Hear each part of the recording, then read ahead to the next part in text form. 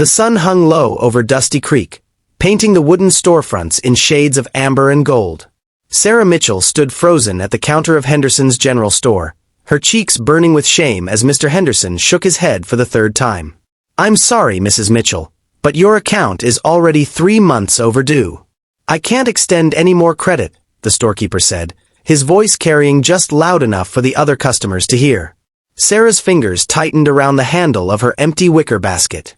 Behind her, she could feel the weight of curious stares, hear the whispers beginning to spread like wildfire through the small crowd. She glanced down at the short list clutched in her other hand. Flour, coffee, a bit of salt pork, some beans. Basic necessities. Nothing more. But even these simple items were beyond her reach now. "Please, Mr. Henderson," she said quietly, trying to maintain what dignity she had left. "My husband's been gone nearly 4 months now, searching for work in the silver mines up north. He sent word he'd be back with wages by month's end. I just need enough to get by until then." The storekeeper's expression softened slightly, but his resolve didn't waver. "I understand your situation, ma'am. I truly do. But I've got my own bills to pay, my own family to feed. Half the town owes me money already. I simply can't afford to. I'll cover it." The deep voice came from behind Sarah, causing her to turn sharply. A tall man stood there, his weathered duster coat dusty from the trail, a worn hat shadowing his eyes. She recognized him vaguely. He'd been in town for a few weeks now, keeping mostly to himself, taking odd jobs at the ranches surrounding Dusty Creek. They called him Cole, she'd heard, though whether that was his first or last name, nobody seemed to know. "Excuse me," Mr. Henderson said, peering around Sarah at the stranger. "I said I'll cover her bill," Cole repeated, stepping forward.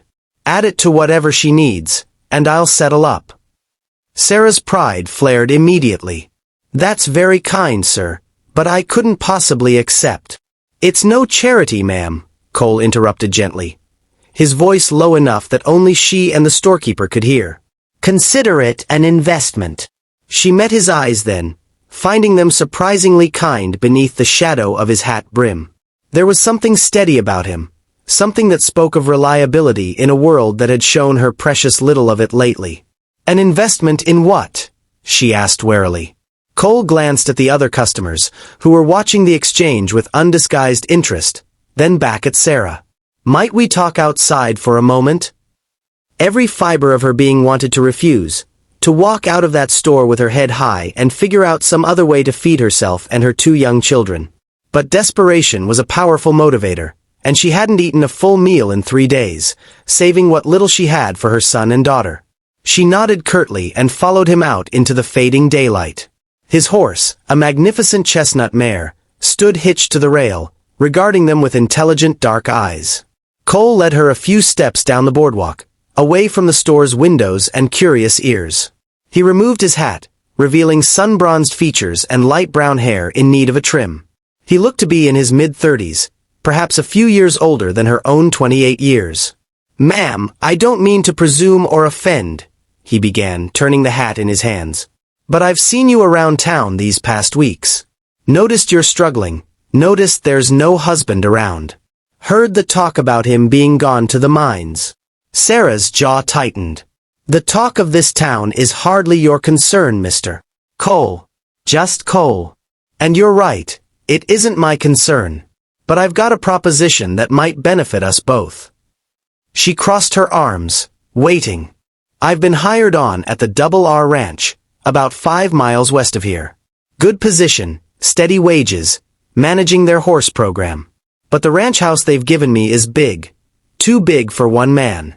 Has a proper kitchen that's going to waste. Spare rooms sitting empty. I can hunt, I can bring in game, but I can't cook worth a damn, and the place needs a woman's touch to make it livable."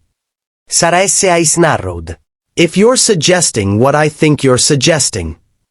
"I'm suggesting honest work for honest pay," Cole cut in quickly, holding up a hand. "You and your children come stay at the ranch house.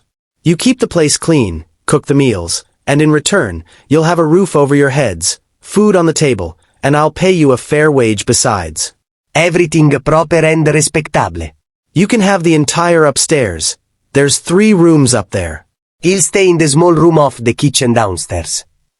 Sarah stared at him, searching for any hint of deception or ulterior motive. Why would you do this? You don't even know me.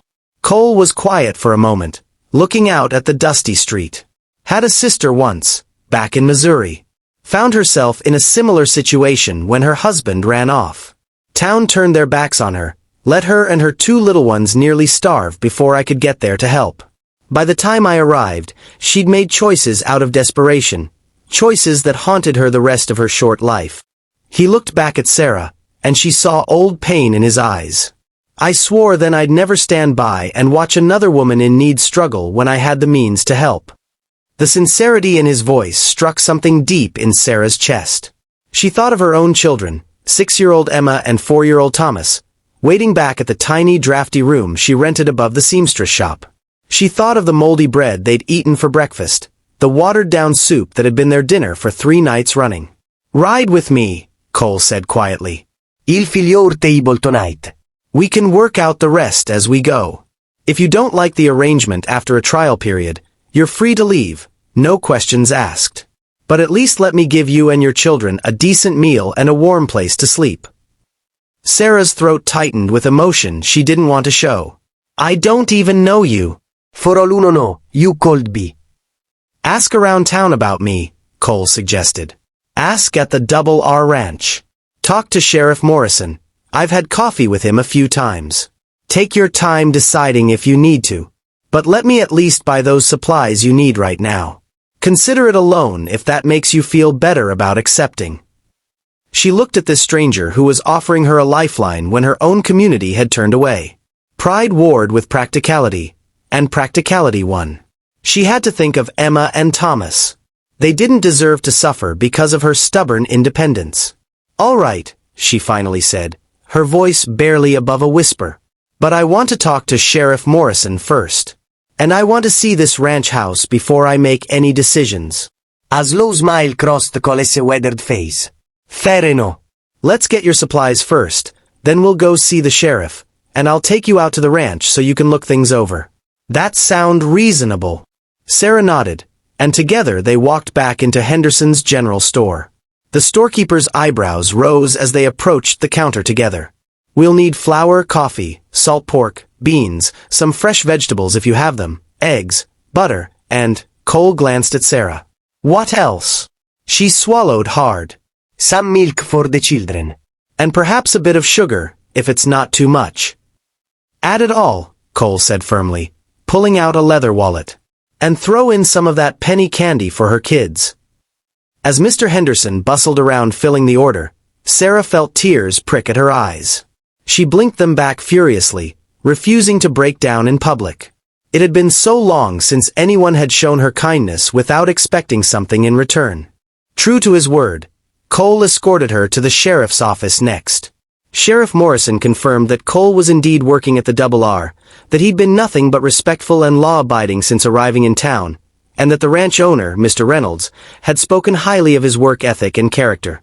With her children in tow, Emma holding her little brother's hand protectively, Sarah accepted Cole's offer of a ride out to the ranch. The children's eyes grew wide at the sight of the sprawling ranch house, far nicer than anywhere they'd lived before. The upstairs rooms were clean and spacious, with real glass windows and sturdy beds with thick mattresses. That night, Cole made good on his promise. He'd hunted that morning and brought back 2 rabbits and several quail. While Sarah marveled at the well-stocked larder, Cole had clearly been preparing for her arrival. She set about preparing a feast.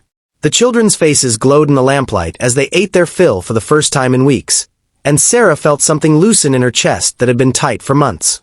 As she tucked Emma and Thomas into their new beds that night, listening to their sleepy thanks and watching their peaceful faces, Sarah felt the first stirring of hope she'd known since her husband had left.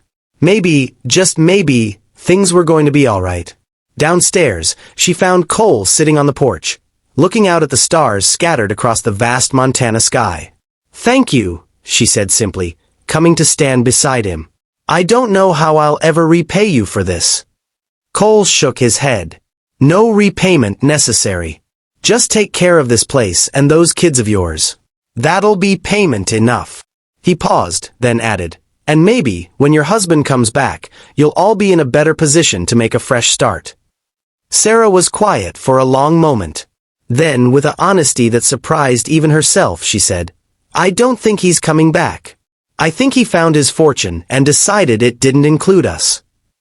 Cole looked at her, his expression unreadable in the darkness.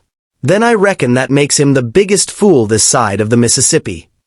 And there, under the endless Montana sky, Sarah Mitchell allowed herself to believe that maybe, just maybe, she'd finally found a place where she and her children belonged.